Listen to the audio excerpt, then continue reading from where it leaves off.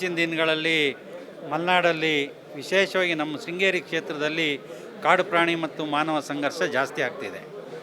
Salvation ಏನು ಅಂತ ಹೇಳಿದ್ರೆ, ಸಾಲ್ವೇಷನ್ ಹಿಂಗೆ ಸತ್ತ ತಕ್ಷಣ ಯಾರು ಸತ್ತರೆ ಬಂದು 20 ಲಕ್ಷ ಚೆಕ್ ಕೊಡ್ತಾರೆ, ಹೋಗ್ತಾರೆ, ಸರ್ಕಾರ 20 ಲಕ್ಷ ಚೆಕ್ ಸರಿ. ಇದು ಪರ್ಮನೆಂಟ್ ಸಾಲ್ವೇಷನ್ ಆಗಬೇಕಂತ ನಮ್ಮ ಒತ್ತಾಯ. ಉದಾಹರಣೆಗೆ ಕಾಡು ಕೋಣಗಳನ್ನ ಅವ್ರು ಶಿಫ್ಟ್ ಮಾಡಲಿ. ಈಗ ಮೊನ್ನೆ ಕಳೆದ ಸಾರಿ ಮುಂಡೋಳಲ್ಲಿ ಶಿವಪ್ಪ ಅನ್ನೋರಿಗೆ ಅವ್ರ ತೋಟದಲ್ಲೇ ತಿವಿದು ಅವ್ರು ಇನ್ನೂ ಸರಿಯಾಗಿಲ್ಲ, ಅವ್ರು ಪೂರ್ತಿ ಪರಿಹಾರನೂ ಅರಣ್ಯ ಇಲಾಖೆಯವ್ರು ಕೊಟ್ಟಿಲ್ಲ.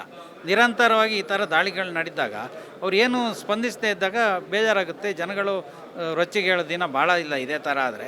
ಅದರಿಂದ ನಾವು ಹೇಳೋದು ಈಗ ಅವನು ಮಂಜುನಾಥನ ತಿವಿದ ಜಾಗದಲ್ಲಿ 40 ಕಾಡು ಕೋಣ ಇದಾವಂತೆ. ಇವತ್ತು ಅಲ್ಲಿ ಯಾರೂ ಅಕ್ಕಪಕ್ಕದವ್ರು ತೋಟಕ್ಕೆ ಹೋಗಲ್ಲ. ಇವರು ಮಂಜುನಾಥ ಅವ್ರ ಪಕ್ಕದ ಮನೆಯವರೆಲ್ಲ ಗದ್ದೆ ನಡೆದೇ 2 ವರ್ಷ ಆಗಿತ್ತಂತೆ. ಈ ಸಾರಿ ಬೀಜ ಹಾಕಿದ್ದಾರೆ, ಆದರೆ ನಡು ಸ್ಟೇಜಲ್ಲಿ ಇಲ್ಲ. ನಮಗೆ ಪರ್ಮನೆಂಟ್ ಸಾಲ್ವೇಷನ್ ಬೇಕು. ಕಾಡ್ಕೋಣ ಈಗ ಇದರಲ್ಲಿ ನಿಮಗೆ ಬಾಳೆಹೊನ್ನೂರು NR4 ಆ ಭಾಗದಲ್ಲಿ ಆನೆ ಹಾವಳಿ ಆದರೆ, ನಮ್ಮ ಈ ಕಡೆ ಶೃಂಗೇರಿ, ಜೈಪುರ, ಕೊಪ್ಪ ಈ ಭಾಗದಲ್ಲಿ ಕಾಡ್ಕೋಣದ ಹಾವಳಿ ಜಾಸ್ತಿ ಆಗಿದೆ. ಆದ್ದರಿಂದ ಆದಷ್ಟು ಬೇಗ ಕಾಡ್ಕೋಣಗಳನ್ನು ಶಿಫ್ಟ್ ಮಾಡಿ ಪರಿಹಾರದ ಮೊತ್ತನೇ ಜಾಸ್ತಿ ಮಾಡಬೇಕು. ಯಾಕಂದರೆ ಇವತ್ತೊಂದು ಚಿರತೆ ದನ ಹಿಡಿದ್ರೆ, ಕಾಡಲ್ಲಿ ಏನಾರು ಹಿಡಿದ್ರೆ ಅವ್ನಿಗೆ ಪರಿಹಾರ ಕೊಡಲ್ಲ ಇವರು ಅರಣ್ಯ ಇಲಾಖೆಯವರು. ಅದು 17 ನಮಗೆ ಫಾರೆಸ್ಟ್ ಲ್ಯಾಂಡ್ ಬರುತ್ತಂತ ತಕರಾರು ಮಾಡ್ತಾರೆ.